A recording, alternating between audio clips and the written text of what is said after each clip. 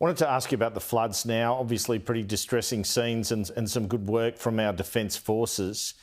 It's been put to me that flood mitigation strategies might not have been what they should have been in the Northern Rivers and North Coast because there's always opposition from green-leaning mayors and the like to levies and barriers and that sort of thing. Do you think everything's been done that could be done around preparing for this sort of disaster? All right. Well, before we start criticising, let's start by saying that all Australians want to help people who have been affected by these floods. Our sympathies go most particularly to the families of those who've lost their lives. But you see from your own reporters' excellent work on the ground there, the catastrophic impact of these floods, people's homes, people's businesses, people's farms, public buildings, all underwater. This will be a massive clean-up job. We need to concentrate right now on rescuing people in the first instance and then cleaning up the devastation afterwards. There are things that we believe the government could do more than they are doing.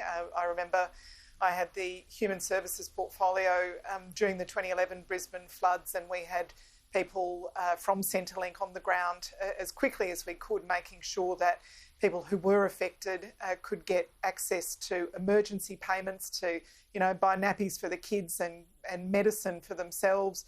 It is important to get emergency assistance into people's hands as quickly as possible and not to be relying on or expecting people to do that online. It's been suggested that people have to get online to get that sort of assistance. Well, that just, defies common sense given how difficult it is for people who don't have a computer, don't have a phone, maybe don't have power at the moment. We need to make sure that the just over $4 billion that the government has set aside for emergency relief during the bushfires is actually spent. And the government set aside more than $4 billion, closer to $5 billion to help after the bushfires. We haven't seen a single cent of that spent. In fact, that money's been gathering interest to the tune of about $700 million. So if that money is not spent during the bushfires and at a time of catastrophic flooding like this to help people and help communities, you really have to ask what the government is thinking. You also mentioned flood mitigation.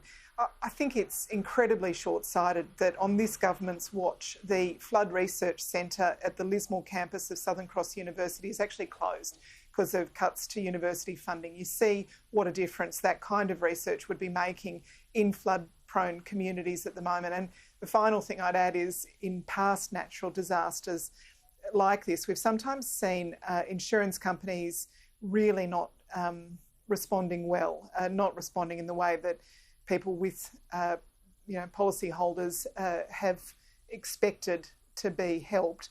I think people will be watching very closely to make sure that that assistance is also provided. Indeed. And just a final question, Tanya Plibersek. We saw Simon Birmingham say on Sunday Agenda the other day there'll be increased defence spending in the budget. At the last election, a lot more education spending was promised by Labor. Will that be, as Shadow Education Minister, will that be occurring this time round? Will we see billions more promised for education? Well, Labor has also said that we want to make sure that Australia is safe, that we invest in the equipment that our defence forces need to keep us safe. We've got a government that, instead of, the old saying, talk quietly and carry a big stick, we've got a government that talks a lot but has left us with a capability gap, particularly when it comes to our submarines. So we do want to make sure that we see continued investment to keep Australians safe. And at the same time, we've made some very important announcements about education: 465,000 free TAFE places, 20,000 extra university places, cheaper early childhood education and care, cheaper childcare for 97% of families who are using the childcare system. And we've also said that we'll work with the states and territories to make sure that every school is properly funded over time. We've got $440 million that we've set aside to help our kids bounce back from COVID. That's help with things like school psychologists and so on, but also rebuilding our schools, making sure they've got proper ventilation, covered outdoor learning areas, the sort of school environments that are safer for kids and teachers. Sure, but more spending on top. Will there be more big spending, Gonski type funding that was promised last time? Will we see that? Andrew, we've made really significant investments in education, in TAFE, in universities, in schools, in early childhood. You can't just say, yeah, but what comes next? It's what have the Romans done for us lately?